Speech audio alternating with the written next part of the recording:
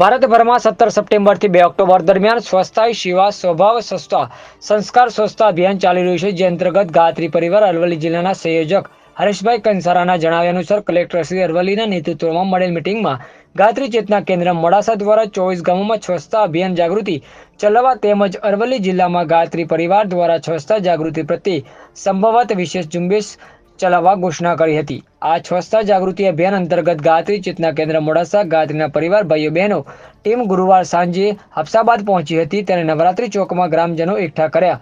સૌ ગ્રામજનોએ સ્વચ્છતાનું મહત્વ સમજાવ્યું। ગ્રામજનો તેમજ ગાયત્રી પરિવાર સૌ સાથે ગામમાં સ્વચ્છતા જાગૃતિ ઝુંબેશ યાત્રા કાઢી સ્વચ્છતાના નારાઓથી સમગ્ર પંથક ગુંજી ઉઠ્યું હતું। ત્યારબાદ સૌ સાથે મળી નવરાત્રી ચોકથી દૂધની ડેરી સુધી રસ્તા કચરાના ઢગ તેમજ પાણીની નિકો સફાઈ ઝુંબેશ ચલાવી શ્રમદાન કર્યું હતું। આ જોઈ સૌ ગ્રામજનો ખૂબ આનંદિત અનુભૂતિ સાથે હફસાબાદ ગામને સ્વચ્છ રાખવાનો સંકલ્પ કર્યો હતો। અહેવાલ પ્રિતેશ પંડ્યા, અરવલ્લી।